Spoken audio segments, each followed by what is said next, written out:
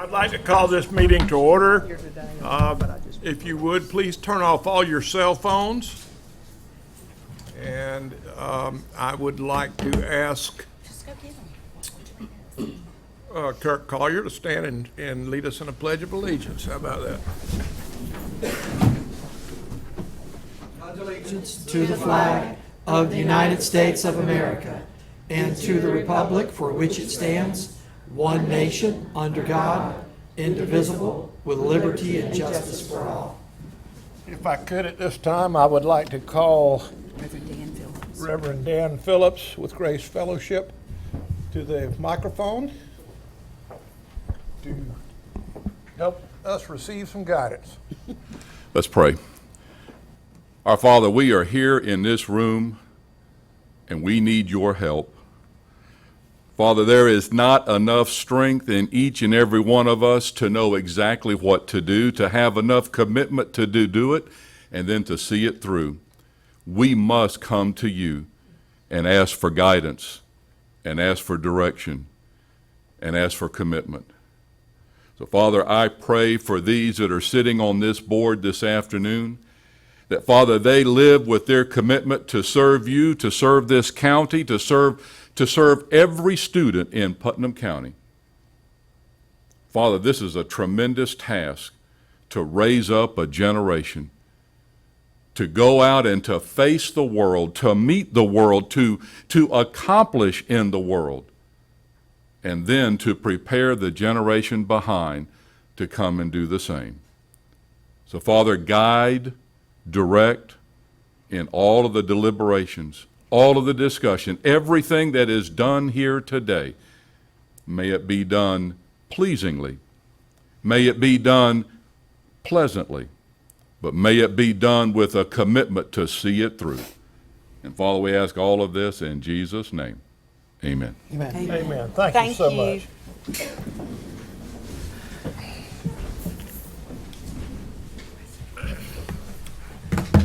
All right, we've got an odd situation today in that the first under our presentations we have Dr. Melissa Coleman, and then we have another presentation from Sandy Scranton. But we have a request to move a speaker's request to the forefront this afternoon. And I have a request from Miss Thelma W. Lawton, if she would come to the podium over here into the microphone and address us. It is a request to purchase the Campbell Building, and the organization name is Cross and Lawton Community Mental Health and Addiction. So, Ms. Lawton, if you would come up, please.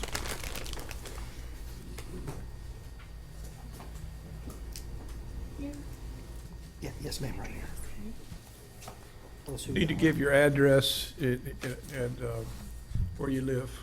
Well, I'm currently hanging out with my daughter, so I'm really hurrying, trying to find my own place, but she lives on Laura Street, so that's where I am currently. 1308 Laurel Street, Yeah, correct? Okay. So that's where she is. But I lived here in Florida for a long time. I think I moved here when I was maybe in the 6th grade, stayed here until I graduated from University of North Florida, and then I took off to Tennessee, where I received my master's degree and PhD. So for my whole life, I've worked with people who had mental health issues, and that's why I'm here today. I noticed that there was a building out there that wasn't being used, and I was hoping that we could maybe purchase that building to offer some of the services that I list, and I'll make it brief. One of the things that I wanted to do was to provide a psychosocial program, because many of our individuals who have mental health issues fail to be able to follow through on some simple social issues, or even dressing themselves properly and acting correct in the community, for whatever that's worth. We also wanted to provide a detox facility, a 28-day stay, in addition to having therapy and learning how to remain sober after that time. DUI school, we want to do that. And we will provide therapy for both family and children for the ones that's coming in and out of therapy, and we will provide mobile crisis. The last thing that I'd like to point out is that our staff will include nurses and doctors. We can contract with doctors, and we will bring the nurses on full-time with salary. And we will have therapists, and all of our therapists will have at least PhD or master's level. We'll have a support staff with at least high school diploma with some sort of experience working with the population that we wish to serve. That's about all I got. I mean, I can talk about the illnesses we've dealt with, but basically, we just wanted to make sure that we could put in a proposal, and I think we've already done that in some aspect about what we were willing to pay for the building, and we're just waiting to maybe get an answer from you guys. Thelma, there's no doubt that every one of us have been touched by the death of a loved one I'm or one of them. student or someone that, particularly our young people. It's just horrible. Yeah, it is. You know, I think as a board are entertaining the fact of trying to see this building go to good use and to be its highest and best use. And I certainly would advise to Mr. Douglas to maybe meet with you and discuss whatever terms or negotiate for us. And I'll let the other board members speak just a second. But we appreciate you coming today and giving us this offer. I appreciate that. Okay. But that, Mr. Douglas, it would be up to you to negotiate. Board members, anyone else want to say anything? I have a question. What about the real estate bid that's out? Wouldn't they have to go through a real estate company to make an offer and not? I thought we reserved the right to sell it ourselves. Maybe we didn't, Charlie. I don't remember. We did reserve the right to do it ourselves. So that'll be up to Charlie to check out and to do that. I'd also like to comment, if I could, that the need here is very, very great, as I'm sure you know. Yes, I know. And it's not just our students. 20-something years ago, when I sat on the board, we had the same crisis going on. We did. With the parents Yes. and the students. And the students from 20 years ago are now the parents. And usually, we grow up and we're like our role model, be it our mom or our dad. So the need isn't just with our students, it's with our not. parents too. And it's tremendous, and I just wanted to comment on that. And yes, if we can, we don't have to go through the real estate, and you can negotiate. Okay. Go for it.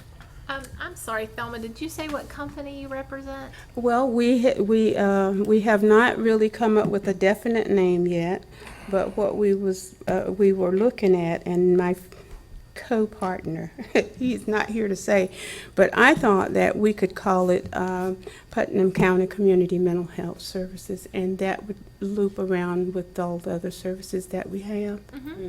That's what I thought. So the funding, is that something you've already put a proposal in writing? I haven't seen it, so if you have, Well, David is my co-partner, and he had talked to somebody, and I can't remember that person's name now. Who is it, David? David Cross. He had talked with someone, and I don't know exactly what he had come up with, but I know that the bid amount that we put in was $450. So Okay. that's where we were with it. okay, great. Okay. Thank you so much. Appreciate your. Thank you, involvement. Thelma. Thank Any you other so questions? Madam Superintendent, anybody? Okay. Thank you. All right. You're welcome to stay, or you can just, Mr. Douglas will have, I'm certain you have her phone number, you could make that before they could get in touch. Okey-doke. There's not a phone number on the card.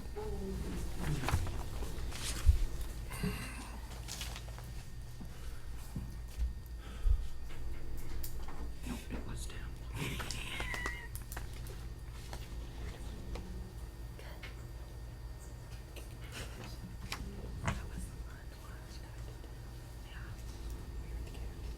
Thank you, Thelma.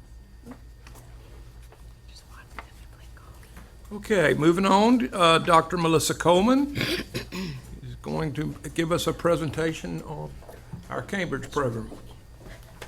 Thank you, Dr. Colton.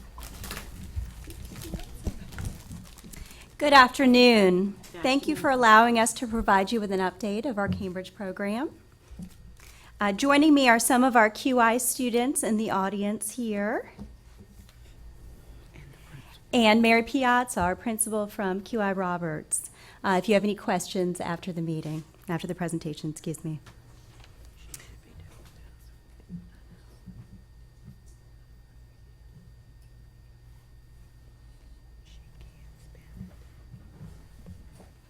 As you're aware, we have several acceleration opportunities for students in Putnam County, including dual enrollment, AP classes, and the Cambridge ACE program. And here is a snapshot of some of our opportunities at our schools. The University of Cambridge ACE program is sponsored by a department at the University of Cambridge in England.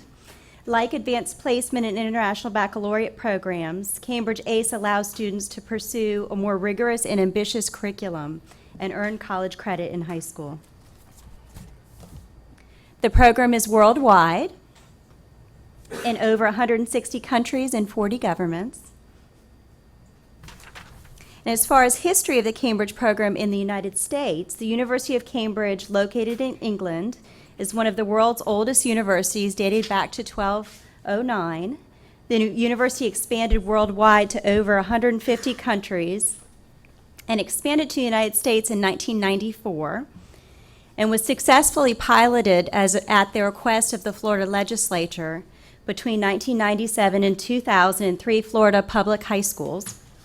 The pilot study in Florida was intended to compare the International Baccalaureate Program, or IB program, with the Cambridge program, and results supported the success of the Cambridge program in 2002.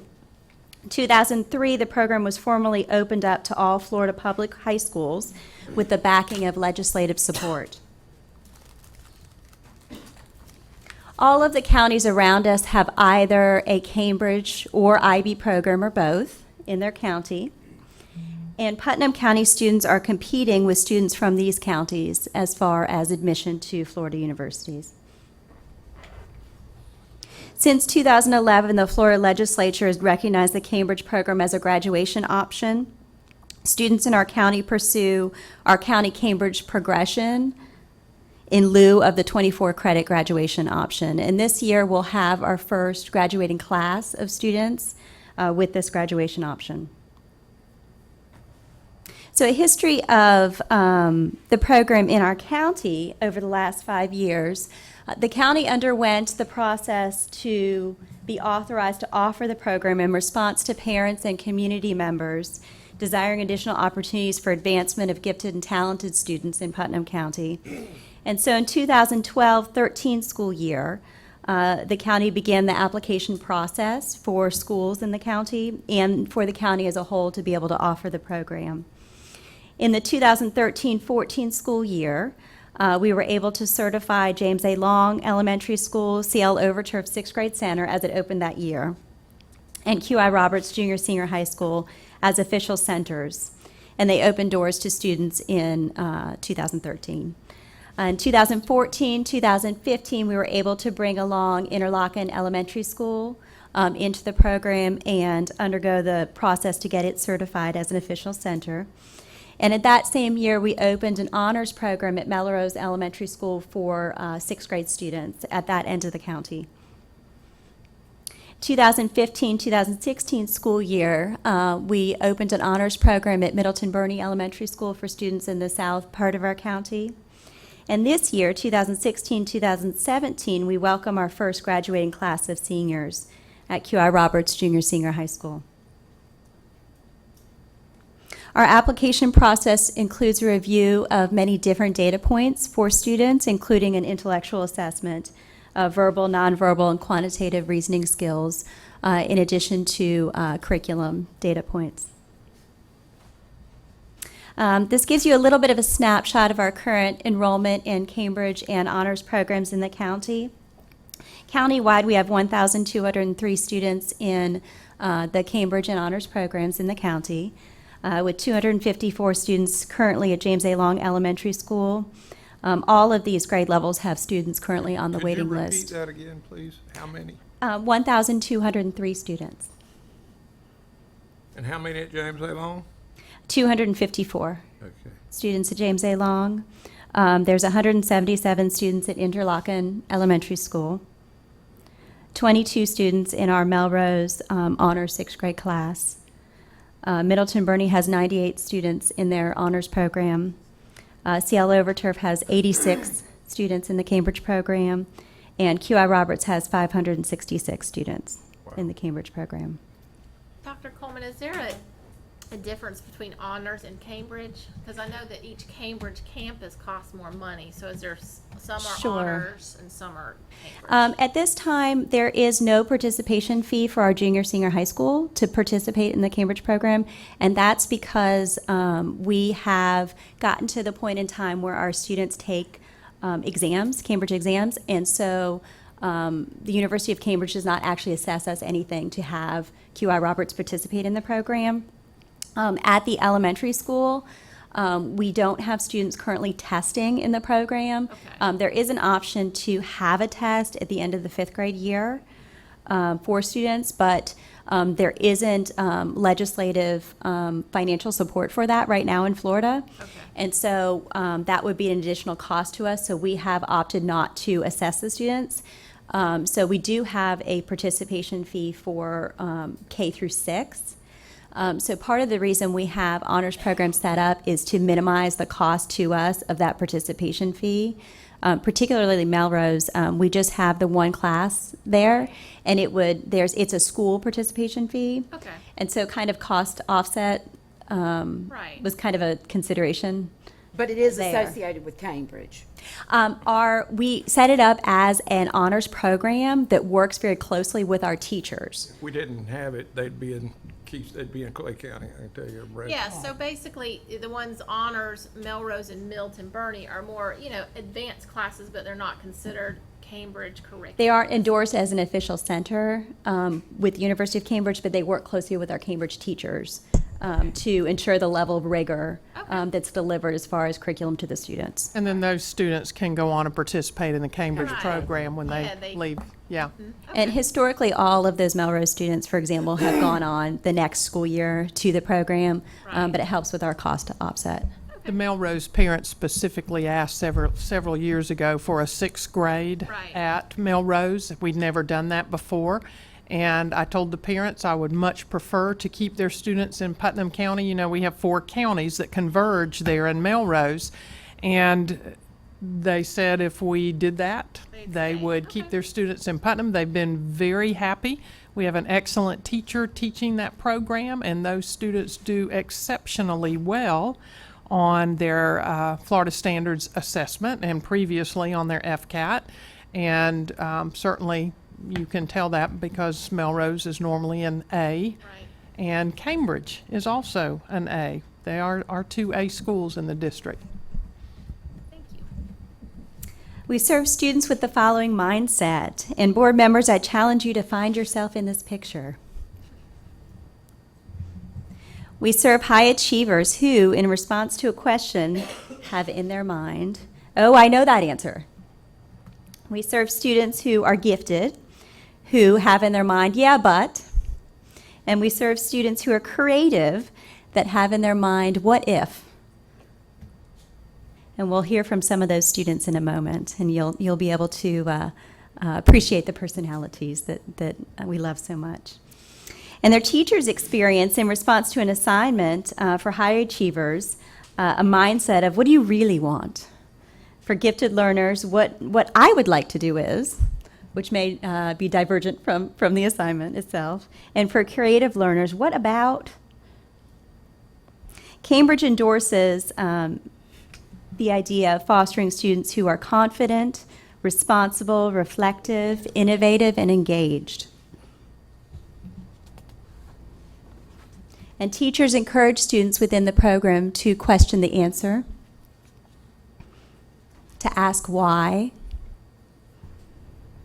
and most importantly, to make mistakes.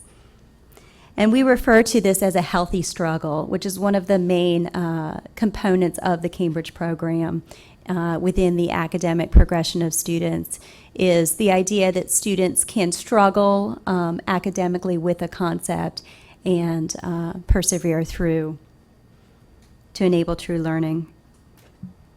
The program is progressive and flexible, starting at the age of 5 and proceeding towards high school graduation. It includes honors programs, honors courses with high school credits starting in middle school, which we've also had initiatives to add to many of our middle schools that are comprehensive middle schools this year. Students begin to earn college credit in the 10th grade year, and that college credit can be earned in the category of math and science, languages, and arts and humanities. Core skills in the Cambridge program include deconstruction of logical reasoning and arguments, reconstruction of those arguments to evaluate bias and credibility and immersive research, and communicating the results, both written and through verbal presentation, all the while reflecting on activities. This is a sample of our courses that we currently offer for college credit at the high school level, and those are in those 4 areas: math and science, languages, arts and humanities, and global perspectives. And at this time, I'd like to invite one of our students, Dakota Breed. He is an 11th grader, to come up and share a bit of information about the ACE tests that they have begun to take. He's a mess. Okay, wow, this is a microphone. Very fancy. All right. You guys didn't think you'd be hearing from a teenager today, did you? All right. Every day. Every day? Yeah. I see it. All right, so the high school curriculum levels. So the Cambridge program aims to prepare students to become competitive while preparing them to gain admission to universities for higher study. So this means we are preparing students more for college than any other program we have currently. When we get to college, we're going to nail it. In addition, Cambridge classes also encourage students to be highly successful while at the university level. The Cambridge program also offers 3 levels of curriculum, each building upon one another: IGCSE, AS, and A level. You might not know what that means. I don't really either, but hey, they're good stuff. Just take it from me. All right. Students have an opportunity to earn college credit for courses by passing either AS or A-level exams, which are given in October or November and or May or June. And so we take those tests every year, and we certainly know about those guys. We spend a lot of our year preparing for those and making sure we have the knowledge to be able to assess that information correctly and do well on those exams. In addition, students may be considered for a Cambridge ACE diploma if they earn 6 or 7. 7 points. 7 points. Okay. 7 points by passing a combination of exams. Students earning a Cambridge or ACE diploma are guaranteed the top level of Bright Future Scholarship funds, which can be used at all Florida public universities. So that means there's no restriction on where you go if you take this program and earn these credits, which is really good for you parents, if you know what I mean. All right, so never mind. I pressed the wrong thing twice. Hey, rookie mistake. Okay. All public universities and community college in Florida award college credit for Cambridge and ACE exams passed. So like I said, there's no restriction on where it will accept you. Everywhere we'll take these credits and use them as full college credits. In the United States, the majority of Cambridge and ACE exams are conducted yearly between May and June. But exams can also be offered in October or November if you failed to miss those exams. Results for examinations taken in May and June will be sent to QI in August. So at the beginning of the school year, we got our scores back, and so throughout the summer, we've got our fingers crossed, let's just say that. Passing grades range from an A to an E, with E being the highest grade, and those do translate to the U.S. grading system, A, B, C, D, or F, and we will get to that soon. So why do admissions officers rate Cambridge so highly? Is it because we talk nice to them, like their favorite sports team, give them free food? None of those reasons.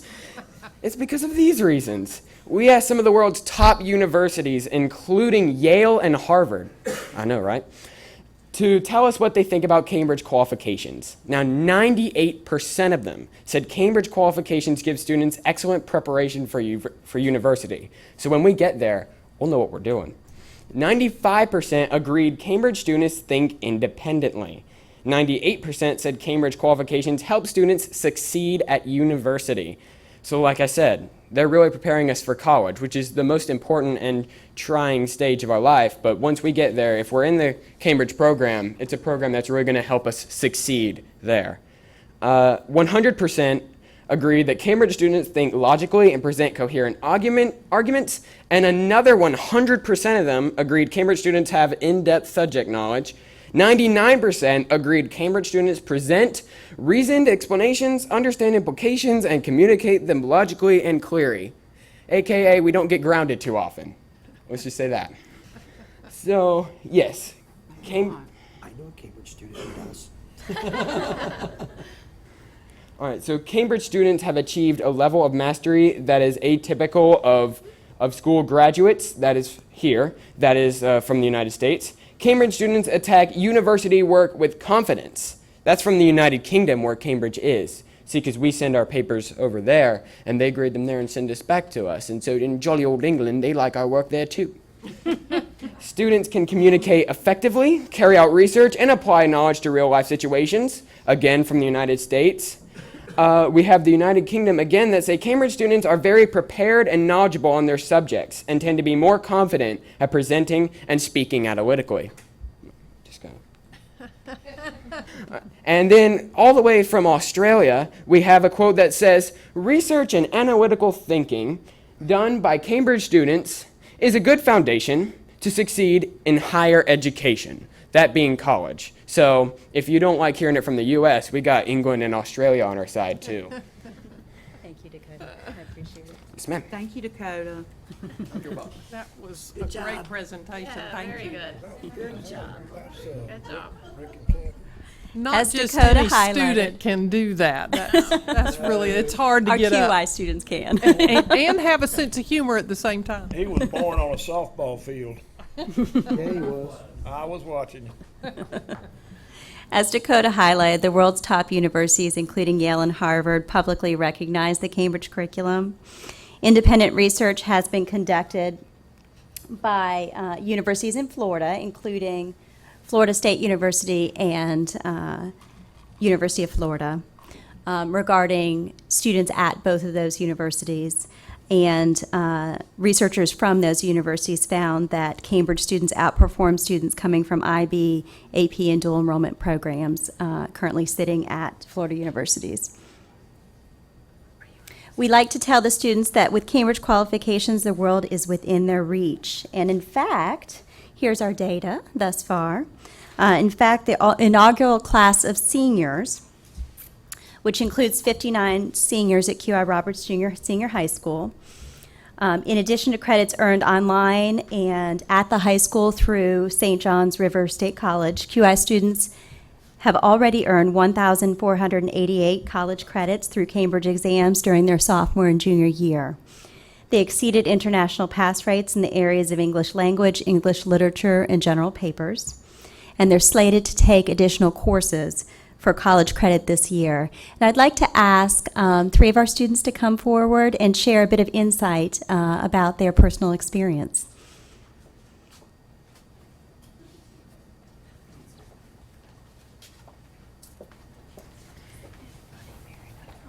Hi, my name is Fasia Lee. I recognize some of you in the audience. My dad is Chris Lee, baby girl here, only girl.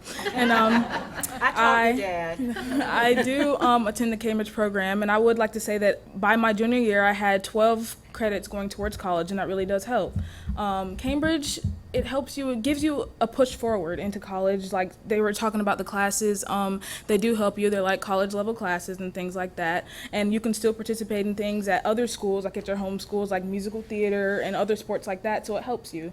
It's a smaller setting, so it's easier to focus in class and things like that, and you really do get like a hands-on relationship with the teachers and things like that to help you with your work and things like that. So it really does help you. And tell us what you're going to do for your future. oh, my college plans. I am going to be earning more credits this year through my Cambridge tests when I pass them. I will pass them. And I plan on either getting my AA at St. John's, getting my AA, and then going to UF to get a degree in behavior analysis, just like my dad. Gotta follow pops. And then, or going to BCU to major in psychology and minor in musical theater or music theory, and so doing things like that. Because she is a really good actress, too, in case y'all haven't seen her in any of Mr. Pignato's plays. She is amazing. Many talents. Good afternoon. I'm Owen Meeks. What I might, ma'am? I taught your daddy too. If you'll notice it, Miss Crawford's Cambridge just was old. started in 1209. That's and right. She started teaching in 1209. 1210. All right. Well, what I admire about the program is that it helps you progressively develop as a student. The terms IGCSE and the the AS and the A levels that he didn't really know. I'm a veteran Cambridge student. I'm a senior, so I know what those mean because I went through all of them through my 9th and 10th and 11th grade and all that. So it helps you progressively develop from a pre-ACE to an ACE, and then you can go to an A level, which gives you even more credits. So I just wanted to clarify that. But I love how it helps you develop academically as well as mentally. The transition between high school and college is substantial. In terms of environment as well as, of course, academics. And so this kind of accelerated program, you get the experience of a high school socially, and you help develop there like any other high school, but you also get aided academically. So that helps you in the transition to a college because it's really difficult for a freshman. And also it propels you, of course, forward in terms of if you pass Cambridge exams, you get college credit, which knocks out your coursework. So I earned a total of 24 credits from my 10th and 11th grade year. Wow. And I also gained 6 dual enrollment credits. And this year, as a senior, in addition to my Cambridge exams, I'm also taking dual enrollment, and if everything goes well, I'll obtain another 22 credits. So I could potentially end up with around 52 college credit hours, which of course will knock out a lot of my coursework and may even propel me and already get my AAS or my AA degree. So thank you for your time. Owen is also Putnam County's Boys State representative and did a great job there this summer, as well as many other summer activities. These guys that are talking to you today are very modest. They have accomplished many things, and you're just hearing about Cambridge today. At this time, I'd like to share a short video with you that highlights some of our happenings at all of our Cambridge schools.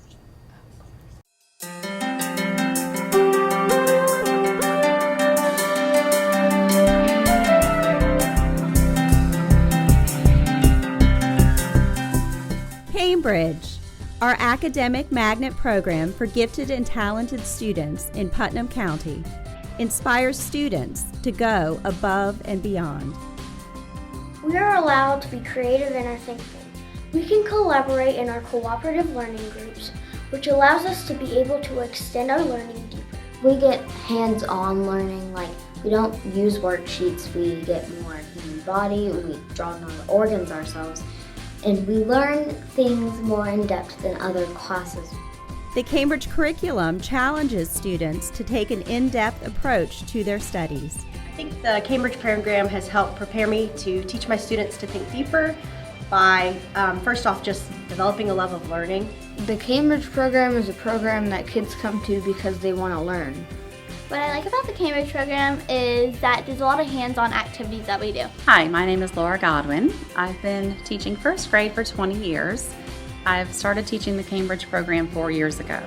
I would just like to say how the Cambridge program has helped my students to become more in-depth thinkers, how my students have become challenged in many ways through their higher order thinking, through their evidence in their work. Instead of using one tool like you would in a normal classroom, in Cambridge we learn how to use multiple different tools. It's more challenging work and it helps me think more in depth.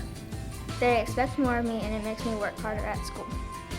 I'm Melanie Clubb, and this is the 6th grade Cambridge class at Interlochen Elementary School. We're having a great time in Cambridge.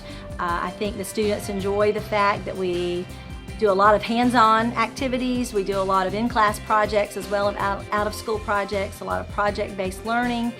We do a lot of collaboration. It seems like every day we're working with a partner or with a team. It helps me think more deeply about what I'm working on in school. The Cambridge program is a great program because they push us to learn even more. Well, Cambridge has given me the opportunity to do some things with students that I probably couldn't do in a regular curriculum.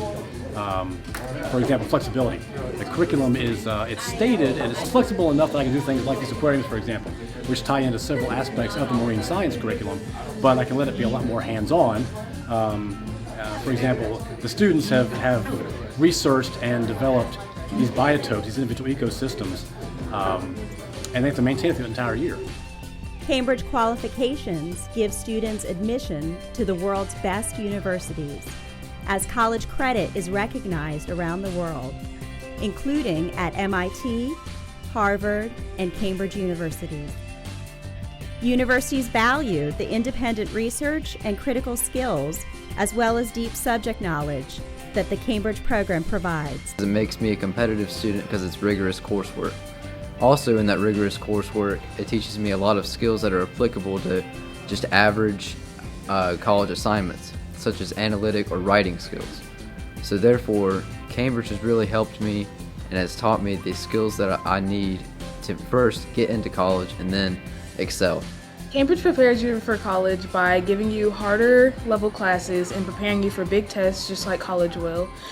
It is a smaller setting here at our school, but at other schools it's a bigger setting, so it teaches you how to go from class to class and things like that. QI definitely challenges me more than any previous school that I've been to. School usually has been a breeze, and QI actually makes me work harder for what I want in my life, and I feel like I'm actually fulfilling my goals and preparing myself more for the future. The students here are more focused.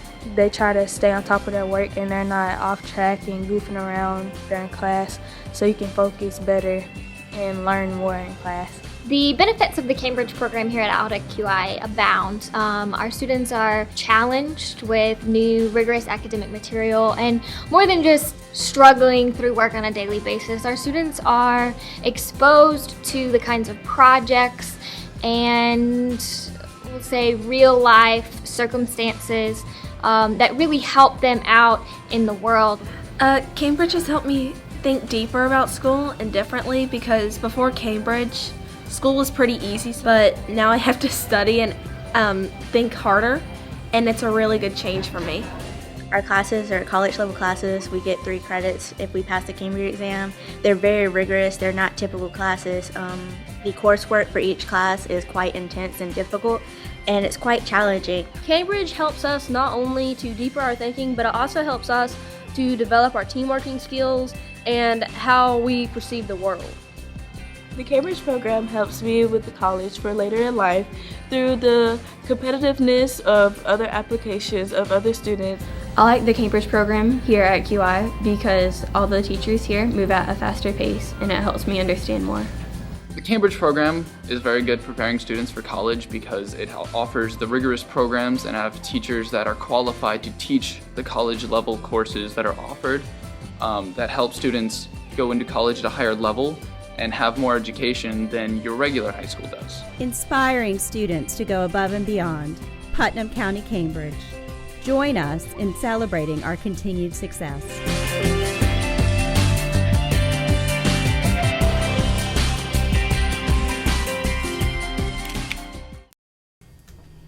Thank you for giving us the opportunity to share. And as I mentioned, we have Mary Piazza here, our principal at QI, and our students, if you have any questions. Mr. Chair, I just want to mention that I have a student at Cambridge. My youngest son is out at QI, and I can attest to everything that has been said except Dakota Breed. Cambridge students do get grounded. All right, just so you know. All right, there are those who still fall on that side because I'm their daddy. So there you go, and they take after their daddy. But It is an excellent program, and it is a very challenging program. One of the criticisms that you hear from the general populace is that our education system doesn't have opportunity. Well, that simply isn't true. Either people are misinformed or uninformed, or they have a bad attitude. And I can't help them with that. But this is a great opportunity for our students to excel and move ahead. It's an excellent program.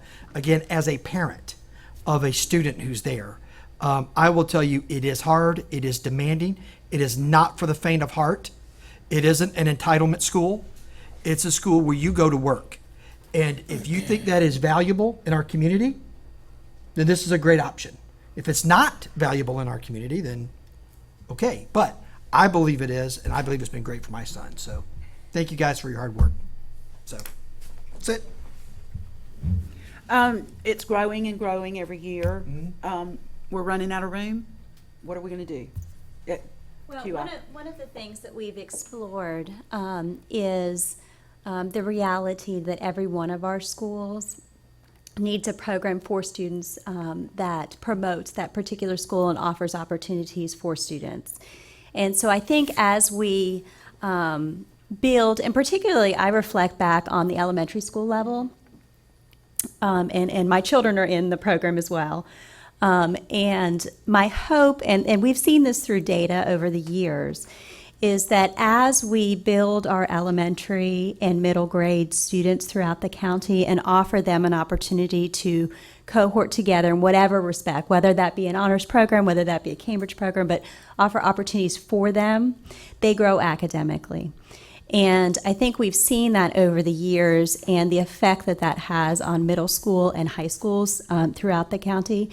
And so my hope is that the work that we're doing right now will continue to build in that secondary environment, and we'll be able to explore options that fit our student needs. You know, and there's lots of different options, fortunately, in public education where we can have various venues for the students. And certainly that is a push that we've made as a county, particularly as a leadership team, is to build programs in every one of our schools to promote rigor. And so it's that kind of, you know, and I don't know that we know what that picture looks like specifically until we kind of move that direction. Thank you. Ms. Cummings?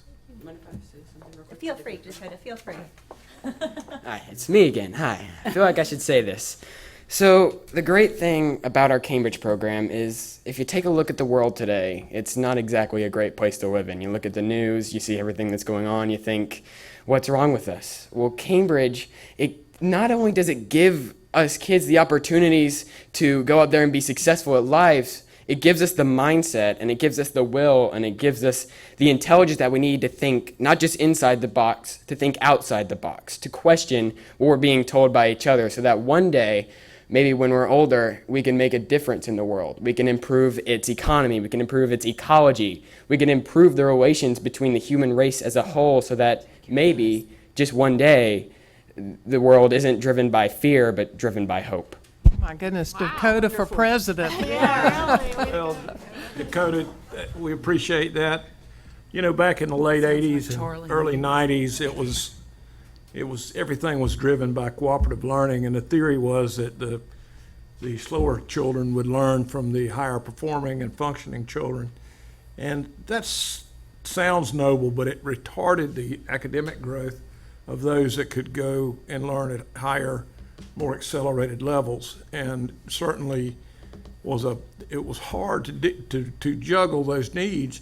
Normally, the children that got the special attention were the only ones that received it were in the gifted program. And we lost so many good students over the years to the IB program at Eastside that it was awful. But I have grandchildren in the Cambridge program, and my wife and I both, and we've been real happy with it, and hope that we can continue to find ways to serve the needs of all our students in the best manner possible. And thank you guys for coming, and you guys carrying Dakota, because he's a little slack, I know sometimes.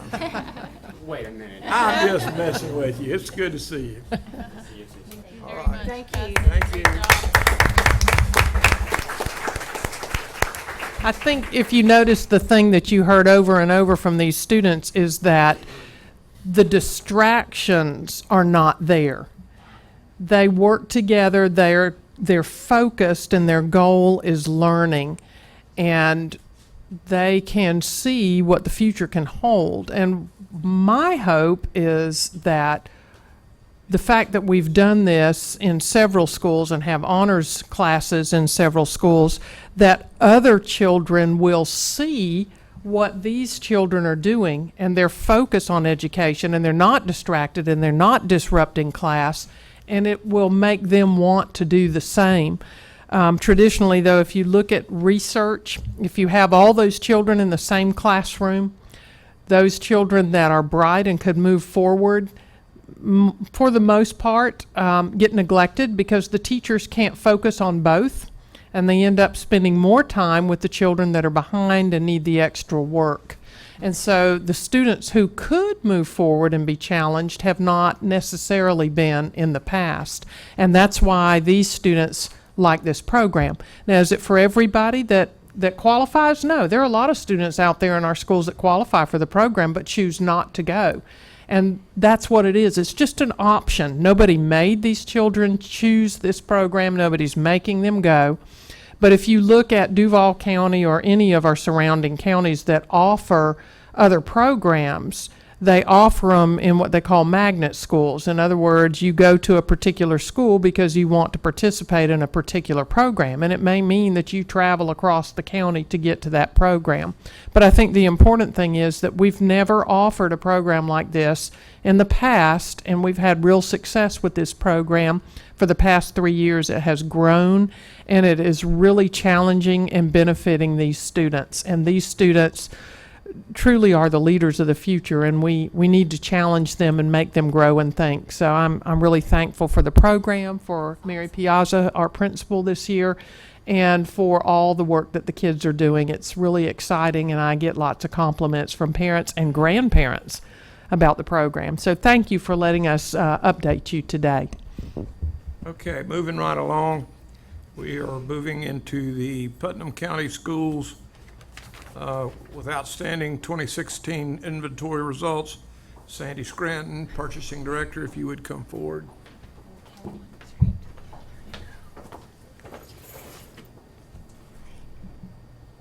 She's hiding from you, Sandy. She's bringing out something sweet, really. During the last 6 months, we've worked hard to balance the fixed asset inventories at the schools. These inventories are for property purchased at $1,000 or over.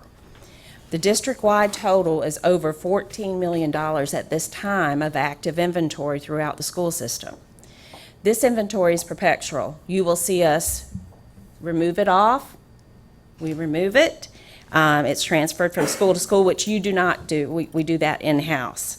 We would like to acknowledge the diligence that 4 of our schools have shown during their inventory. Just recently, Mr. Bobby Huntley scanned 4 schools, and their results were outstanding. Not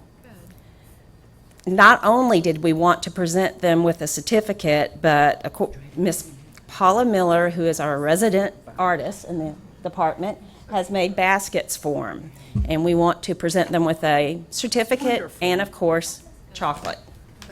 Yeah, that's awesome. Yes. Oh, sample of the baskets. Oh my gosh, I thought nice. those were for us. I'm sorry. Next board. We'll do your inventory. Okay, no, I'm scared to death of Bobby coming in my room. Yeah, you need to be scared. Because there's always couldn't find something. And that happens. Would probably surpass. What I can accept. Okay.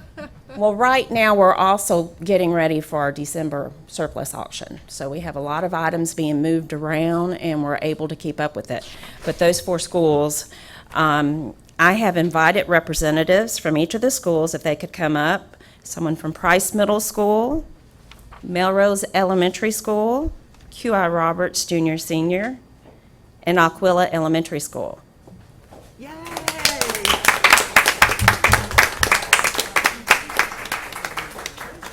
You guys get to eat all the stuff. I didn't know this was coming. I know. You would have mugged us.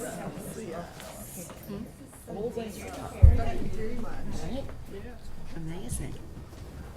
That's awesome. Y'all are wonderful to work with. Bobby Humphrey's amazing. He's- Yes. Yes. And I remember it before it was computerized. We hope to, during the spring of the year, bring out some more schools with their awesome Here you got a inventories. cute bag.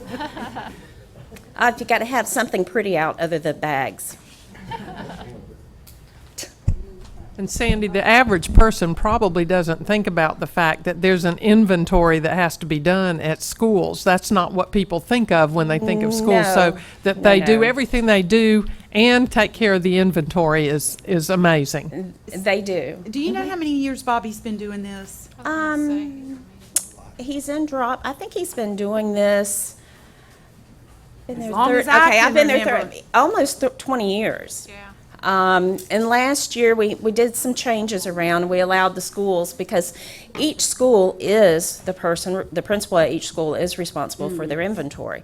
So they inventoried themselves last year. We were caught up. We were a little shorthanded. We were moving people around, but now we're back on track. We're getting the inventories done, and we hope to have some really large departments receive a good, outstanding report too. Well, good. That's great. That's awesome. We just wanted to thank them. Yeah, that's awesome. Thank you.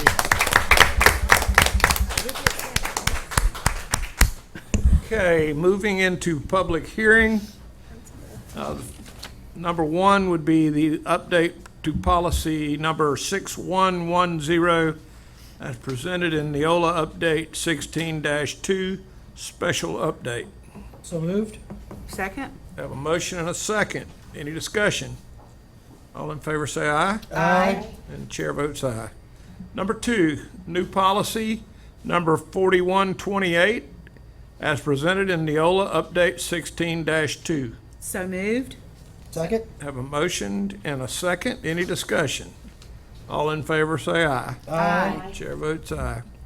Number three, updates to bylaws number 0170 and policies number 1128, number 1210, number 2280, number 3130, number 3210, number 3220, number 4210, number 5200, number 5335, number 5500, number 5771, number 7100, number 7410, number 8390, number 8475, number 8540, number 8600, as presented in Neola Update 16-2.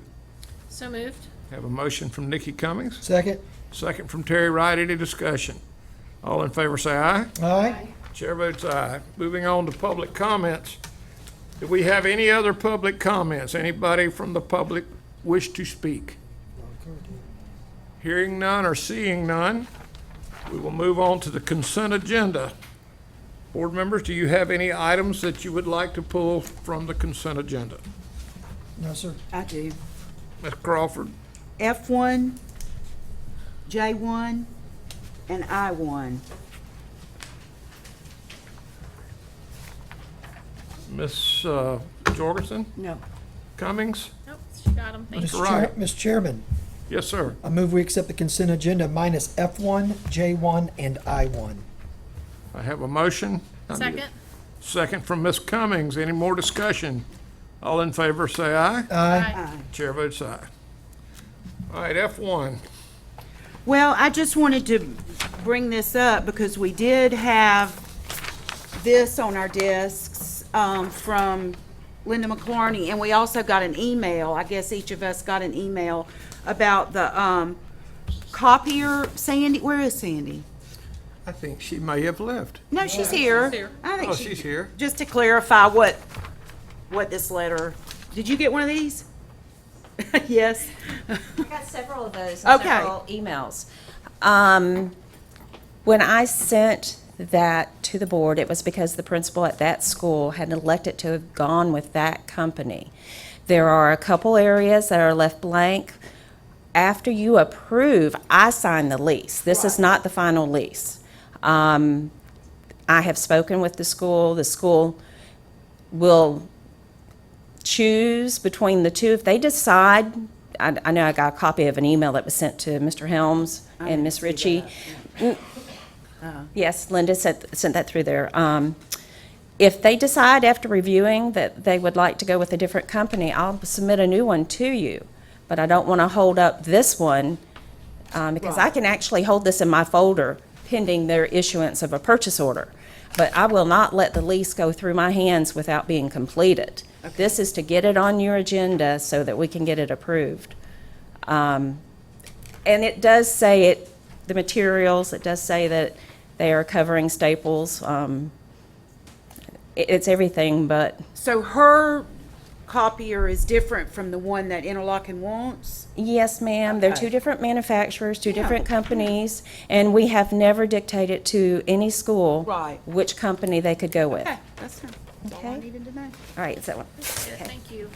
All right, hearing that, or do we have any more questions? I would, okay. I'll make a motion that we accept F1. A second? I have a motion from Ms. Crawford and a second from Terry Wright. Any more discussion? All in favor say aye. Aye. Chair votes aye. Now, moving on to J1.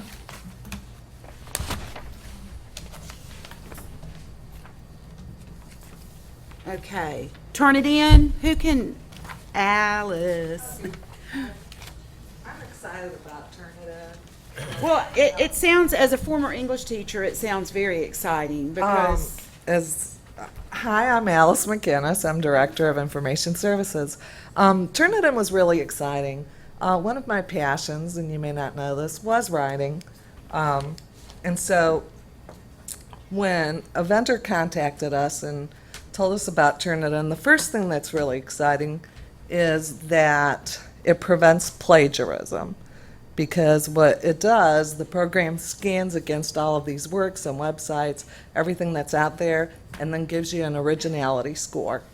So if your paper has an originality score of, let's say, 70%, then essentially what that means is you need to use some of your own language rather than taking bits and pieces. Cut and paste makes it very, very easy for people to do anything, and with Turn It In. Without citing it. That's well, where they're without getting in citing trouble, it, yeah. right? Without citing, or sometimes taking too much. Yeah, There are rules yeah. on how much you can take.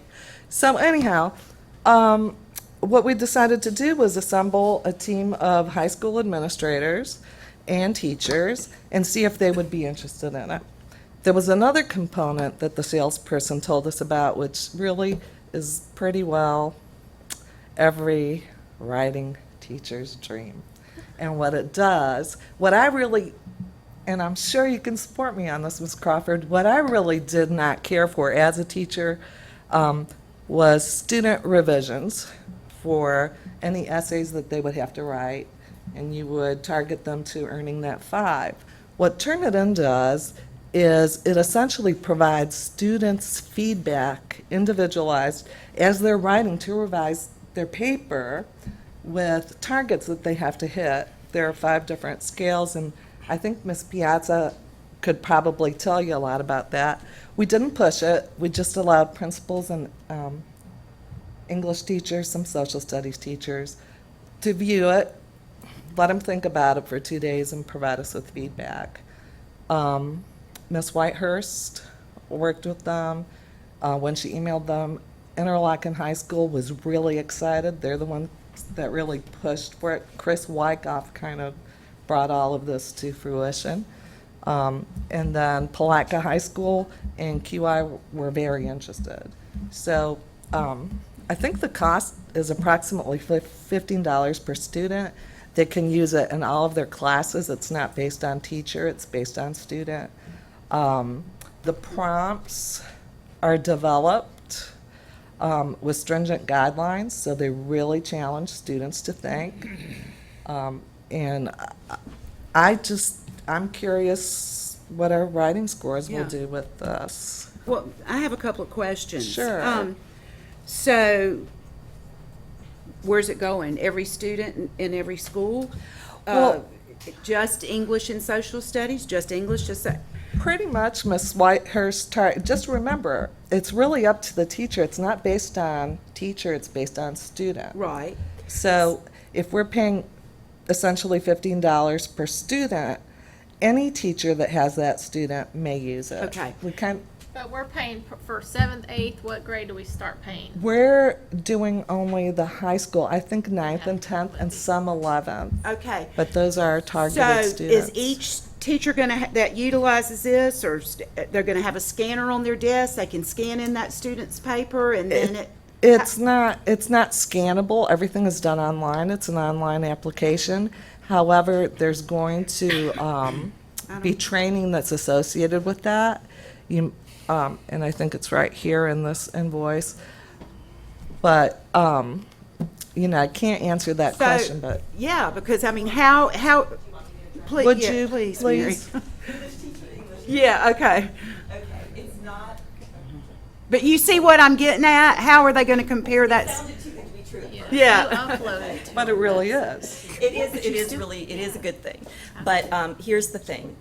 There's only about 6 prompts per grade level. So the applicability, like you can't make up, if I'm an English teacher and I've read this assignment and I want to assign a writing on such and such, I can't do that. This won't work for that. It's predetermined prompts because it knows what to look for that particular prompt. It knows. It's smart only for that prompt. So it's not saying you're assigning a research paper and each student's got something different. But what it does do, and the kids have to do it online, but it takes them piece by piece. It's really great, especially for kids that need that development piece, because if they do something wrong along the way, it's smart enough, the software is smart enough to detect that.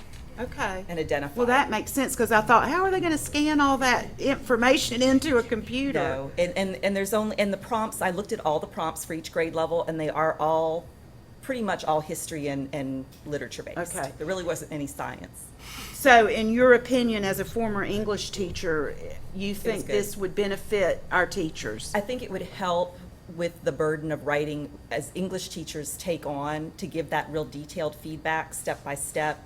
They're still going to have to do other papers that they, grade the typical way, but I think it would give some real structured feedback to the kids. So would they be using these prompts as part of their curriculum on literature or writing or? I think it's really going to depend, and that's why I think it's important that we only buy it for the teachers who are really interested in it. Because if you're not going to use it, if those prompts don't apply to you, right, it wouldn't work. So will there be a way for the principal to make sure the teachers that said they want it are using it? Right. But I thought it was for the student. I thought It is. And that's well, where it you're right. is, but I mean, It's not, if we're getting it, but the teacher gives them the essentially what happened was the principals and the teachers got together and they decided how many students would be engaged and what grade levels. The student, all of this is available. Now, mind you, Turnitin and Revision Assistant are 2 separate things. Turnitin could be used for any course, and what that's looking at is plagiarism. Revision Assistant is the more tailored approach with the prompts. 2 separate packages that are bundled in this case. So we're doing both? We're doing both. So what you just explained was not Turnitin? No. Tell me how that works. That was Revision Assistant. Turnitin is the... Part of our curriculum package that came with we had a limited, there was a Turnitin that our teachers already knew of in our reading series, but it was limited. And by now going with, and they really liked it because it will recognize, it does the legwork for them instead of them having to go to one of those sites that they can cut and paste what a student did and see if it's out there on Wikipedia or wherever. This does it for them. So that's what Turnitin does. Turnitin basically is a plagiarism check. And that the teacher said? And Turnitin is used... That's the students. It's the teacher and the student will both know. For instance... Well, I know that, but who determines what students we're going to pay $15 for to get this? The teachers that want The to use principal it. did with the teachers. Because the way I did it at my school is I looked at the prompts and I had my teachers all in there and we looked at them and we decided which ones could we use, which teachers would use which prompts, because you don't want your history and your English teacher both given the same assignment. So we sort of divvied them up, looked at the grade levels, saw what we could use, and that's what I turned into Tanya. But then you're not paying for, I don't turn it understand. in wouldn't be- I'm very confused. Okay, I'm going to simplify Are it. we paying a flat fee for the program? Are we paying $15 for each student that uses the program? And that's what you're looking at for the bundle. It's $15. It's Per two student. Right. And It's who determines two separate which pro- students, not which teachers, which Oh, students? all the teachers, all the kids of that teacher. Like, all my teachers that said they were gonna use it, if they have 125 kids, all 125 of them are gonna use it. Everybody, it's applicable to even a good writer. Okay, the question is, how many students will we purchase this for? We are purchasing. Is that the question? Yes. That's the Okay, question. We are purchasing this for a total of 1,106 students, as determined by the administrators at each school. So so that's what you were I asking, right? can't give you a clear-cut It's probably like answer 200 to and say, something well, in my all, school. Yeah. right, all ninth grade, all 10th grade. That's not how it works. Because The- each student at QI Roberts that's going to use it, each one of their teachers will have access to that, right? Correct. Or their history. Correct. Yeah. But people will have to collaborate so Yeah. they don't double dip. Okay, I'm slow Okay. sometimes. I You're still fine. don't understand about Turnitin. Is that another thing where Okay. they can only give them these prompts to write their papers about, or? Turn it in. Just think of writing any paper and turning it in. Anything. Okay, it gets checked for plagiarism. It doesn't matter How? where you write it, How? they scan it. They have a scanning That's system. what I asked from the very Okay, beginning. all right. Or each teacher that uses it, are they getting a scanner? No. Okay, all right, technology-wise. Okay, you already know that, okay, when you're using Chrome, you can use Google Docs. Yeah, I don't have And Chrome, type. so I don't know. Okay, in Word, you can use Microsoft Word and Okay, type. okay. And whatever other venues of paper submission that you decide. you Okay, want so to it's do downloaded into electronically. that. Right. The student will log into a Turnitin account, and they will use whatever venue they need. Okay. To write that paper. Done it. It clicked. All I right. got it. So all I got their it. papers, all their papers have to be through Turnitin. In order Yes. for plagiarism to be Yes, picked and then up. there will be a score. The student receives a score when they submit a paper that the student sees and the teacher sees. And so your target is approximately 80% of the material to be original is really what they're looking at. At least I know that's what the colleges are looking at. 25 is what our master's program used. 25% original? No, 25 is, you had to have a score of 25 or less. Okay. But you have to remember that the whole point of this is teaching students, they get to see it in red, and they can go back and revise it before the Exactly. final. So Right. not only is it teaching, because these kids don't know about Right, they're learning the Exactly. skill so through that. this is a skill that you can revise and say, oh my gosh, my score was a 35. It's wonderful. Let me look at these 3 sentences. Oh, I should put that in my own words, because if you choose words and sometimes it's not accurate because you say something that sounds a little bit, and it's very tricky. I've did it for 2 years, so I know all about it. So That's the same way, Nikki, that if you would have been sent to the library as a child in school and you would have read a right, if I famous would have copied a book quote, down. you would have said, "Now I need to put this in my own words Yeah. to quit from being But plagiarism." it's- I guess when I was a kid and Miss Crawford taught me English, she would have known that I was plagiarizing, that I was doing it. You know, No, Mary Louise would have known Yeah, that. Mary Louise would have known, and you would have Slap faced him. You would have faced an No, I F or think a it's a zero. great tool. I mean, it's not like I gotcha. It's like we're teaching you how to write quality work in your own words. The amount of time, okay, first of all, you've got to grade it for content and structure and all of that. But then when you suspect, this is when I was teaching, when you suspected plagiarism, you've either got to go to the internet, you've got to go to the library, you've got to spend another 30 minutes with a paper that you've already spent an hour grading. Where it's- Because you're going to have parents call and say, my kid did not plagiarize this, you know, to have proof. This is going to take care of Yeah. The nice all thing that. is, it shows the work that it came from, and it Yeah. highlights Yeah, the it's part. like, yes, they did, especially when they printed off the computer with Google Doc, you know, when it says what site it came from on the bottom of it, you know. But I like the fact that it's a learning tool that the students I can do be too. I think it's interactive amazing. with it, and they can go revise their work before the final and realize, oh, I didn't realize I said that. You know, I read the article, but I used the same words, and it's a very good tool. So I don't want to look at it as, 16, oh, I 18, gotcha, or a crutch for teachers. I want to look at it as preparing students to be college ready and providing literature. And more cognizant of what they're. Exactly. They can't wait till the night before research papers do. Okay, so I had a question, who will be trained? So each principal is going to take the people they volunteered that they really wanted to use That this. the team, it's a site-based decision. I had nothing to do with Right. it. I fell in love with the product, offered it to them so that they could essentially decide for Well, I their wish site. I'd have if had that's- it when I was teaching. But Ms. Crawford, the most But I don't wanna exciting teach again. part, the piece that's called revision assistant, writing with a prompt, and then instead of a teacher continually returning a paper it's- back to the student, it gives you feedback. If only. Right, If it's only. really, it's a No dream. more red pens. My And they can concern fix it is as they which go. students. I understand Cambridge students need for the program. Well, for this. typically, what I. Honor students should What I- get no, it. well, no, it's Well, not limited see, to honor I students. know, but they should get it. I mean, they're the They ones should, writing should, more. would. To I guess- probably the Teachers that are. what I noticed, and I wish Miss Whitehurst were here because she could probably provide more detail. This was really, the focus was on the English language arts student. So every one of our students have to take an English course. Therefore, they're going to be using that piece in their course. In the schools where the principal wants it, Correct. not the schools where the principal Right. Let me don't. say this about how it was rolled out from Tanya to us.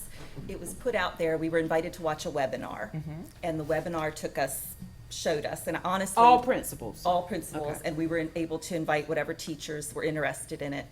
And we went in there and we gave our feedback, and then they proposed this proposal. Well, here's what I think about it.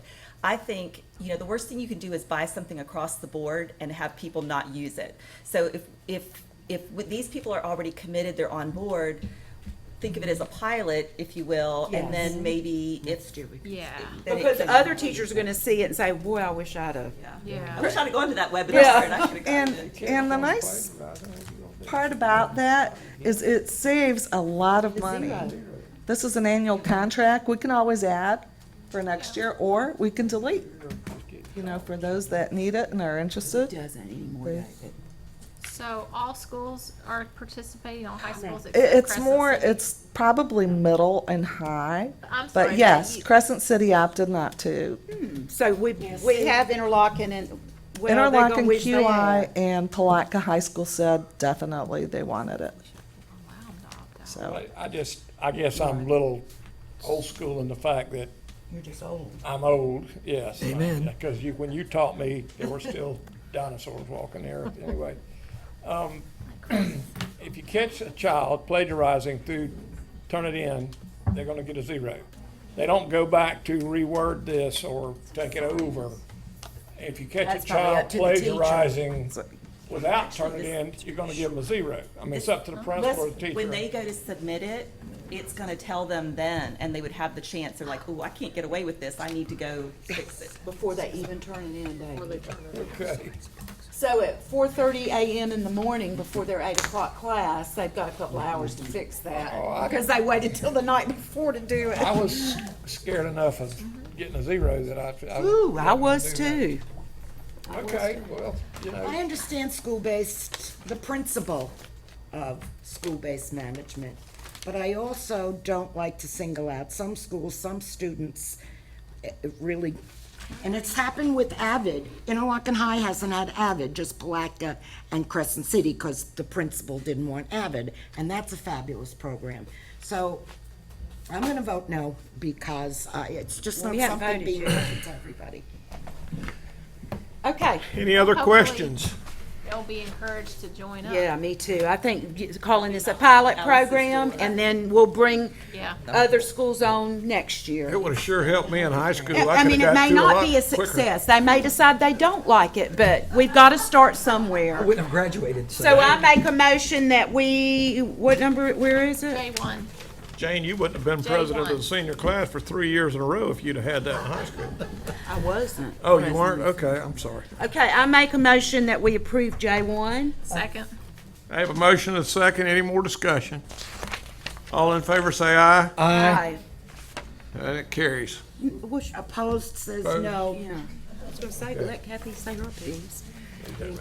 Okay, and then, what was my other one? I1? I1. Debbie, are you I1? Who's I, not that Debbie. I said the wrong one. Yeah, it's Not you. I need the other Debbie, I'm sorry. What's the one with the, job descriptions? Oh, wait, well, I know, but That's the I one- said the wrong one, so we need to fix it somehow. We Okay. couldn't when I did it. I don't think you can fix it. Can't. You can't go back and, well, Why? I just screwed up. We already voted on well, it. let's think of the Well, let's protocol. unvote, because I've got some questions. Charlie. How do we fix it, Charlie? Okay, so Call turn it in. you just voted on J1, correct. correct? Okay, Which one do you wanna pull? I want to ask some questions about, I1. no, G1. You said- G1. I said the wrong letter. Oh. So we need to go ahead and approve I-1. Yeah, approve I1. Charlie, Prove, we need to go ahead and approve I-1, and then we can go back Unapproved. and unapprove. we don't unapprove it. Just discuss it. Don't we have to move for, Well, Chair, if you would ask that the consent agenda be reopened to pull an additional matter. Yep. And then at that point in time, Well, let's go ahead and. Approve Board Member I-1. Crawford may pull again G1. I will do that, but let's go ahead and approve I I1. make a motion to approve I1. I second. I have a motion and a second. Any discussion? All in favor say aye. Aye. Votes aye. All right, as chairman, I would like to I would like to ask that we reopen the consent agenda because one of our board members did not No, we're alphabet. have the correct letter for the question that she had. So if you can get a motion and a second to reopen. I'll need a- I move we reopen. Got a motion from Terry Wright and a second from Nikki Cummings. Any discussion? All in favor say aye. Aye. Chair votes aye. Okay, Jane, pull G1. Okay, I would like to pull G1. Okay? All right, pulling G1. Go ahead, Ms. Crawford. And I'd like to apologize to you, Debbie, and to you, Debbie. I'm No sorry, I didn't know my alphabet. Well, I was just a little, Did you teach English? I did, I'm yeah, missing I it. did. I'll spell it in. Because I know that these are all positions that we've had. Yes, ma'am. Teacher on special assignment, Yes, clerk ma'am. typist, and especially, secretary for administration. I'd like to know why they are changing and what's changing. We're just trying to bring all of them up to the standard that we set with the board. When you look under qualifications, adding in the satisfactory criminal background check, just trying to bring all of them up to the standard that was set forth to the board. So you will see additional ones coming to you as we get to those to update. That's all it is. But anytime we change something in there or add to it, we have to bring it to the board for approval. Okay, so it's not any of the educational qualifications It that are could being be. changed? It can be. It just depends upon what was in the old. We're just bringing them up to the current standard and also adding in those additional Okay. items that we agreed to. All right, well, could you tell me what changed in the job description for the administration secretary? I would have to go and pull the old one. I did not bring the old. I only brought what was new. Okay, But I can okay. get that to you. I can send it to you in email if you would like. That would be perfect. I think that perhaps in the future, as we do with our policies, perhaps when we change job descriptions that we're responsible for, we could. Would you have like Just to both? show us what the like difference is? underlined, We can do that. to cross out Certainly. the underline. Okay. That would be very helpful. No problem. We can do that. Suggesting that, Kathy. Okay, I make a motion that we accept, what is it? G1. I second. We have a motion and a second. Any discussion? All in favor say aye. Aye. Okay. All right, this brings us into emergency session. Do we have any items for emergency session? No, get out of it. Get out of the That's the quickest What do we call emergency it? What do session we we've call ever it? had. Unapproved? I'm thankful you for just that. don't go in though. the Way to first go. place. Just should have never gone in it. Unapproved? That's what you called it? Oh, yeah, unapproved. Good job, Unapproved. staff. Unapprove it. Proud of All right, discussion old business. Seeing none, we'll move to new business. Discussion of emergency shelter operations. Who is this that wants to discuss it? Did anybody great. want to? Oh, wow. Good job, everybody. You didn't put it on? I didn't put it I on. didn't put it on. Okay. Well, we had emergency shelters open. We had a hurricane. Thank you. We had five. We had five of them.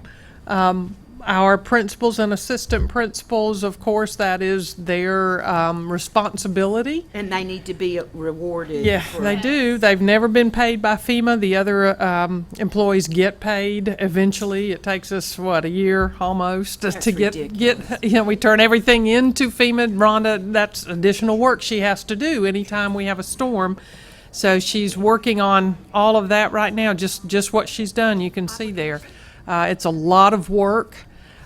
We haven't had to open shelters in this manner in 12 years. So those of us that are old have been around and remember the 4 hurricanes that came through back in '04 and the work that we did, the number of nights we stayed at those shelters. But we haven't done this in quite a while, and most of our administrators are younger and newer and haven't been through it, so it was quite an experience for them. Yes, ma'am? Well, I just wanted to ask, like, since it was several days, are our, I know that in some of the shelters, the principal and assistant principals had to spend every night there. No, Travis Weaver is here. He one of them, assigns what we do.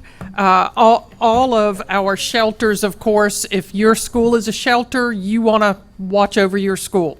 But you have people assigned to you, and that list comes from our Director of School Safety and Security, Travis Weaver. He gives every principal that has a shelter a list of people, and they contact those people, and they do a schedule for every day that we know will probably be open. Now, some principals choose to be there the whole time. Yeah, but some don't, and the people they called didn't want to do night duty, so I'm just And saying yes, we that's- had some of that that's out too, so there. we'll go back and you learn something every time you do a Yeah. shelter, and it has been a long I just wanted to know how time. that was regulated and. I'm So, surprised it's been 12 years, because I felt like I lived in shelters for 12 years. well, you did. The last time we opened that many shelters and were open for that many days, it was when you were superintendent. And we do shelter training with these principals and assistant principals, so they learn. But until, it's like anything you do, until you actually do it, and that's when you learn. And we did learn a lot, but what people don't tend to understand is our schools are designated as shelters. They have to be Red Cross approved, and that happens when they are retrofitted. So we have, Travis, 8 of our schools currently that are retrofitted and can be open as Red Cross approved shelters. Travis and myself went to the meetings at the Emergency Operations Center with and I'll give you the report that he sent me a little later, but we sat and listened, because certainly we don't open shelters, they do. And that would come from Chief Romay, Quinn Romay. And they tell us when we open and which shelters. We didn't open all of our So shelters. y'all don't even get to pick. No, are no, we don't. duty-bound. We are duty-bound to serve And that's true in every county in Florida, all the school county, districts. school And administrators in the So district is do that part of their job description? I mean, It's spending these hours and hours and over the weekend and nights? Yes, Or do we yes, have it's any, Florida, like, it's Florida statute, yes, what it do you is. call it, the supplement we can? Well, I talked to Rhonda because the state has something they've had us do for a couple of years now called differentiated pay. And so we are going to look at that for the number of hours that administrators should. put in. Not myself, but district level and school level administrators. Certainly, you know, we spend a lot of time, Thursday, Friday, Saturday, and even Sunday. I finally sent Tim Adams home. He was at his shelter Thursday morning at 7:30. And by Sunday afternoon, I went and I said, "You need to go home." And I stayed from 2 o'clock until 9:30 and closed that shelter when they told us we could close it. And that was the special needs shelter. So, yeah. Conversation with the superintendent. Rhonda, do you know of any school district in the state of Florida that pays their administrators or people who man the shelters additional funds? Well, Okay. okay. So that's my point, and I had this same talk with the superintendent who would graciously like to reward them, but it is part of your job duty and your service oriented to the public. Well, it happened, fortunately for will us, get it happens very rarely, but you have to realize that nobody in the city or the county has this responsibility. And I did ask them to, please come, and is there anybody that would volunteer to help? Actually, Tim Parker, our property appraiser, offered. At the time that he offered, we kind of had things under control, but he was kind of on standby in case we needed him. But it is something that, the schools are the shelters, and the school employees end up doing it all. So was And Red so you're Cross talking there about, no, and that was the Supposed to thing be, that but they upset didn't us show the up. most. Red Cross is supposed to be there. They register the people yeah, that but come they in. checked We them help in. Red Cross. We had no Red Cross show up Red at Cross? any of our shelters this time. Red Cross in Putnam County has no employees. They have a few elderly ladies that go out when there's a fire and bring a bag. Other than that, there's no Red Cross to speak of in Putnam County. Well, we were hoping that throughout the state, although it was a huge event, we probably would have had Red Cross from somewhere come in, but it was so huge, and they were, of course, covering the coast. And it put a real hardship on our principals and assistant principals, and they stepped up to the plate. Myself, Rodney Simons, Helen Muir, we drove down to Middleton Burney Elementary, and there were 200 people in line waiting to be registered. And we spent an hour and a half registering everybody and bringing them in and placing them. They had our greatest number. They had 475 at Middleton Burney Elementary. But we also had people at Kelly Smith Elementary, Browning Pierce Elementary. How many pets at Aquila? And Aquila had Bring their horse. Not as many. We have had 100 large animal people at business, fair enough. 145. With pets? Yeah, dogs? yeah, about a dozen pets, but No horses? yeah, Figured it would be a no horses, no llamas, thank goodness, I think hippopotamus or it's anything hard. like that. But it's I a don't know. huge undertaking, and people don't realize, first of all, that we don't get to choose which shelters are open. But the other thing they don't realize is we do it all. That is something that our employees have volunteered for years. Our food service staff, oh my goodness, the work that we have to do. And we provide food that normally is there for our students during the week. And Nikki Hawthorne, who is our director of food service, did a great job of making sure every shelter had exactly what they needed. Their food service manager was there, and or assistant manager, and they did everything they needed to do. We really do an excellent job. But that means all of these people either bring their family with them or leave their family. My whole family went to Georgia. They left me here. So, you do what you have to do for the people of Putnam County. And I think we don't give enough credit to our principals, the assistant principals, and the district level staff that put their own family to the side and come in and provide this service for Putnam County. I've just seen you and others over the years, be it hurricane shelters and the storm raging through. You don't know if your family's alive, there's no phone, you don't know if your home's still there. And it's just part of what we do as administrators. When you sign up for the job, you sign up, and sometimes you get a nice certificate from the governor that says, "Well done for showing up at the shelter," but Well, we lost power at most of the shelters, and we have generators at those shelters, and that's why. And we, again, had staff that just, whatever needed to be done, they did it. They worked hard. They brought whatever they needed to sleep. Mike Tomlinson did that out at Aquila. We just had staff that did above and beyond, and people don't realize that's going on. So tiring. I don't get the only thing now is I don't get why folks are upset that we're gonna have to make up days. I just don't understand that, but I mean, we never had a problem years ago. I mean, we did it. We get through the hurricane, we just make it up, or else, and now it's like folks don't even realize that. Well, actually, 12 years ago, in that one, the governor kind of, gave everybody forgiveness, and that was a different governor and a different education commissioner. This time, I sent you a copy of the email I received that it was from Pam Stewart, who is our Commissioner of Education, and basically she said nobody's earned a pass, and you have planning days and vacation days between now and the end of the year that you can use to make them up. Now, fortunately for us, we had just 3 days, 1 for Hermine and 2 for Hurricane Matthew.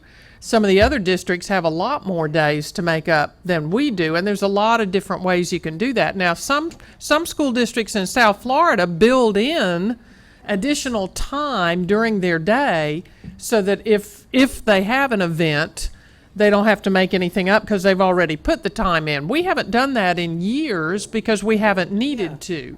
So now we will, in negotiations, Debbie Decabellis and her team will work with Mark Model and his team. We've already talked about the fact that we probably need to go ahead and figure out what we're going to do.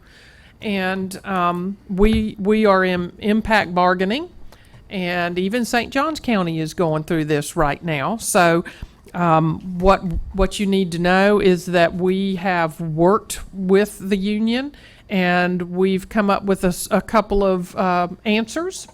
And the union president agreed to and Debbie agreed to what we're going to look at this. We're going to send this out to the employees. We're going to let them vote on which of the solutions that they would like. And then we'll hopefully have a report for you at the next meeting and something for you to vote on.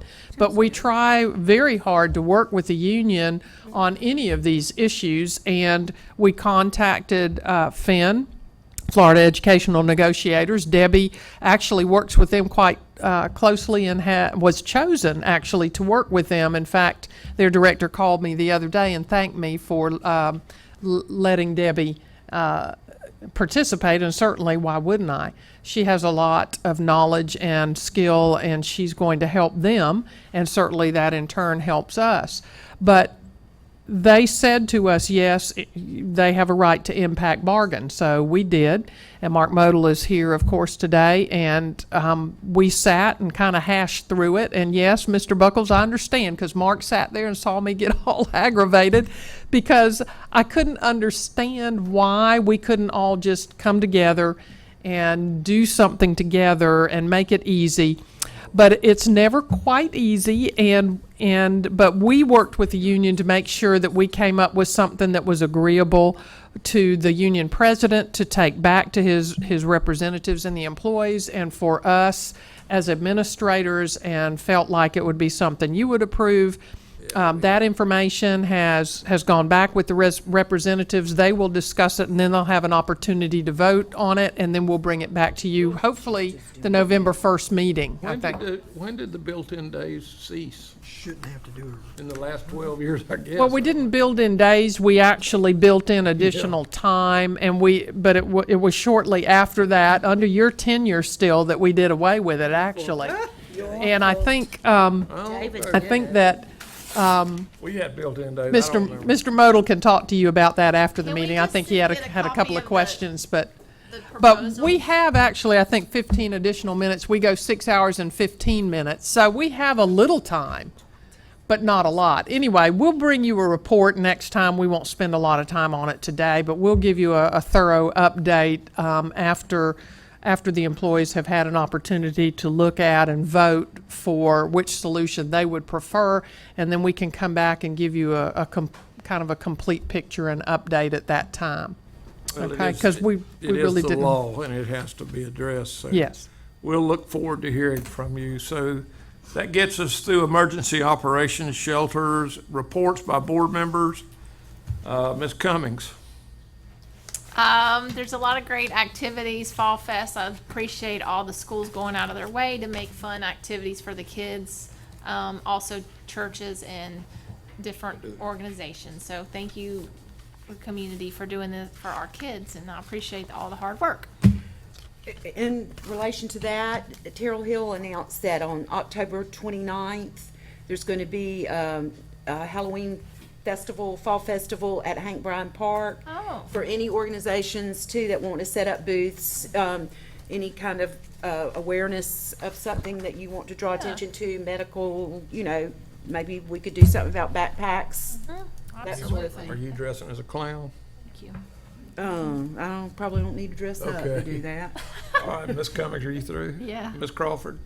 I really don't have a lot other than to tell you that I have gotten a couple of phone calls and 2 emails today, by the way, that with questions about our insurance quotes, that we have not been apprised of any preliminary numbers, that we usually have those numbers by mid-September at the latest, and then, we can sit down and look at them.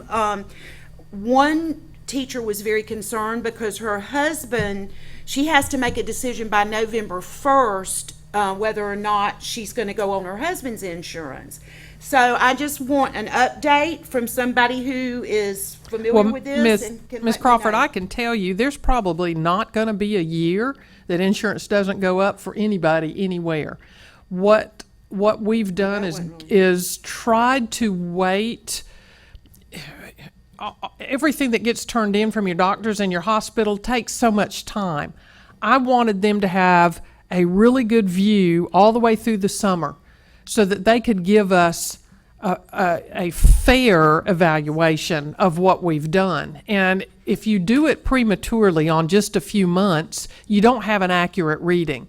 And I was very concerned that they do it accurately. We know it's going to go up. So I are don't you saying want in it the to go. past years it's been prematurely done when it was done through the summer and turned in? I'm saying that they did it without considering all the summer months, and I asked them to consider all the summer months because that often it works in our favor.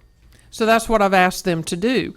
I've also asked them to remember that this is a small, poor county, and we expect an insurance company to work with us, and that's what they're doing. And I would assume that sometime, it's usually in October, that I thought we got all of our stuff in October previously, so I wasn't concerned that it was running particularly late.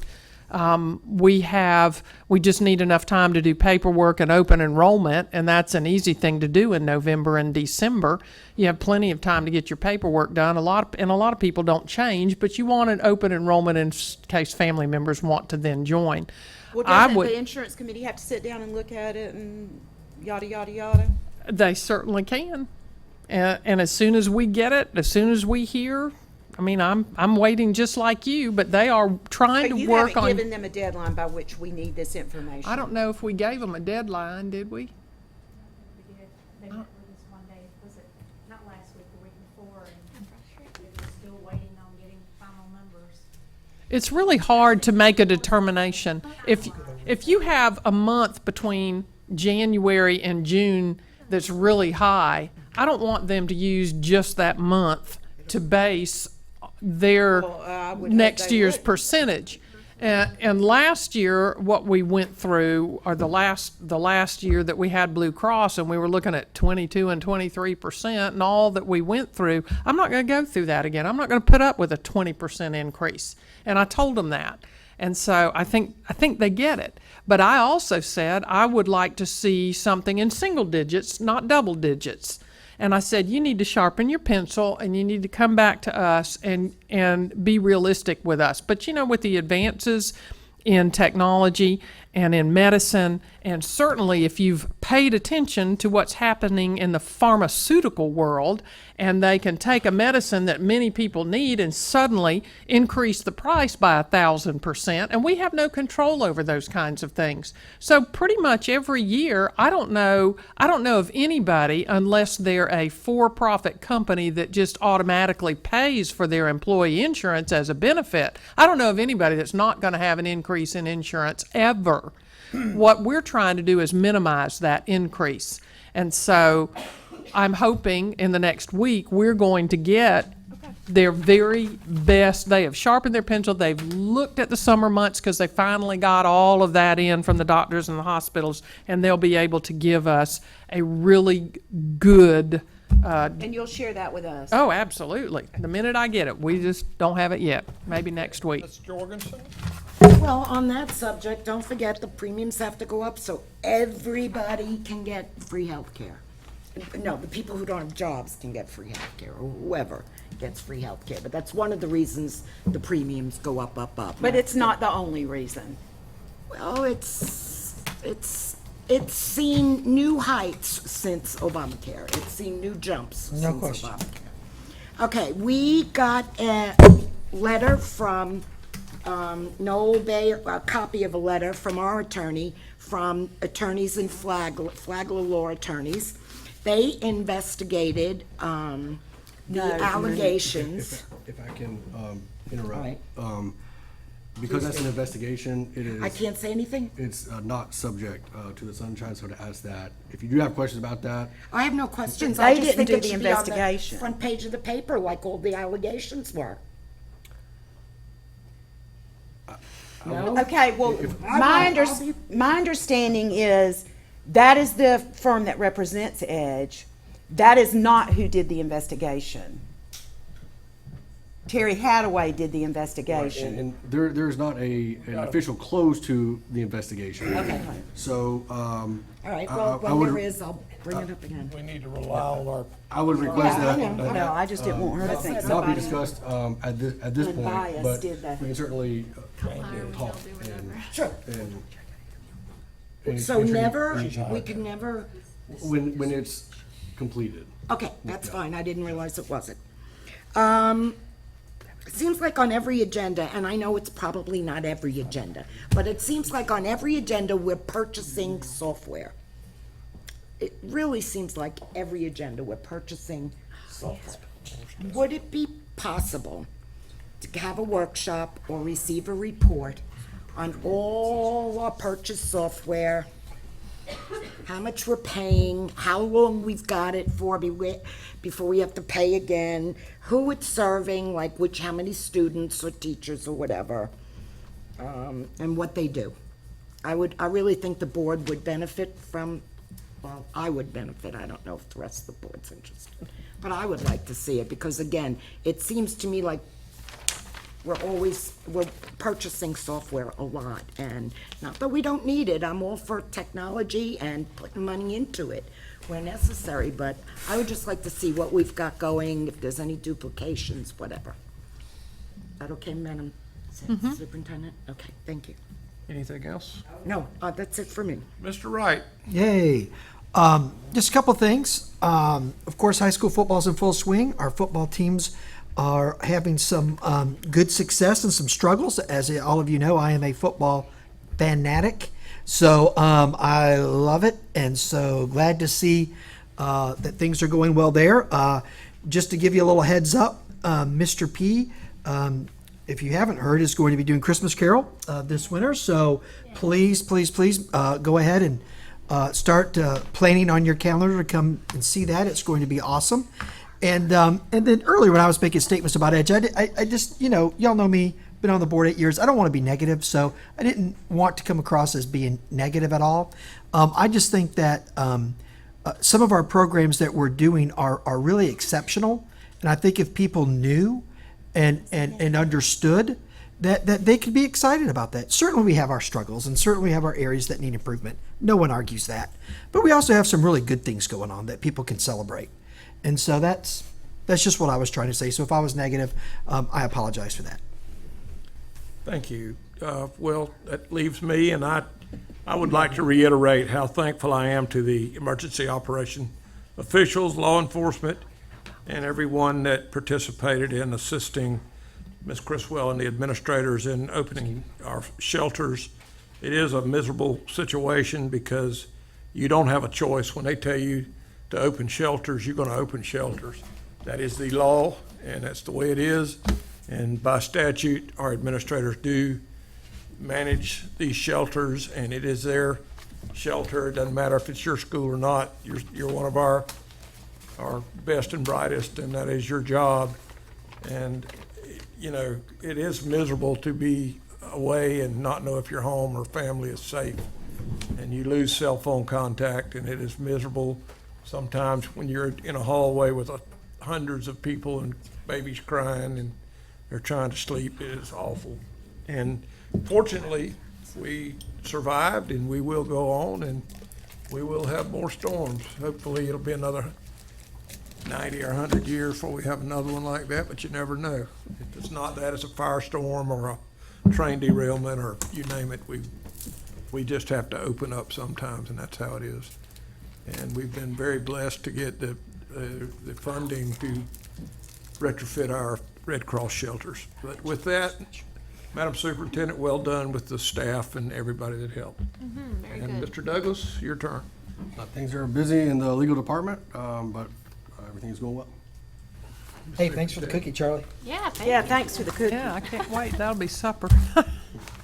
I just wanted to, Chief Quinn Romay had a meeting this afternoon, or he would have been here to give you a little bit of an update, just so that you know that he and the county completed the preliminary damage assessment in Putnam County, and the request for a state and federal formal damage assessment was made and done here Thursday, Friday, Saturday, Sunday, where they had county, state, and FEMA teams out verifying damage reports around Putnam County. The official FEMA damage assessment numbers were sent to Tallahassee and to Washington. FEMA's official number from the 50-plus team members that were here is 687 total primary homes were impacted by Hurricane Matthew in Putnam County, and of those, 106 were major and 2 homes destroyed. There's no timetable yet as when we might hear if Putnam County gets declared for individual assistance for homeowners and business assistance.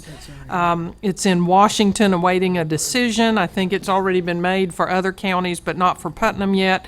And as soon as they get information on that, they'll pass it along to us. In the meantime, the Emergency Operations Center, Quinn Romay, has Humvees and 4x4 vehicles out in the impacted areas. They're continuing to check on citizens.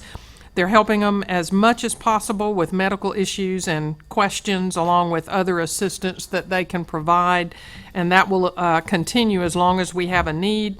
They also have Red Cross and FEMA teams in field here in Putnam as we speak. Quinn and his Emergency Operations Center has been operating on what they call a level 2 activation, which is 8 a.m. until 8 p.m. every day. And they have citizen information, and they have a phone line that is answered 24/7 and will be as long as the need is there. So that's the report he would have given you had he been able to be here, and just wanted to give you that update. Excuse me a minute. Asia, do you know, or Marcia, have we declared a FEMA disaster area in Putnam County? I thought we were. I think we did get that today, but I don't know that for sure. If we got it today, I didn't receive it, so. And I gotta turn my house in. You're supposed to know that you're a reporter. Allison. She's the education reporter. Yes, that's all I have. All right, well, with that, I will conclude the meeting. Hallelujah. That was brief, Phil.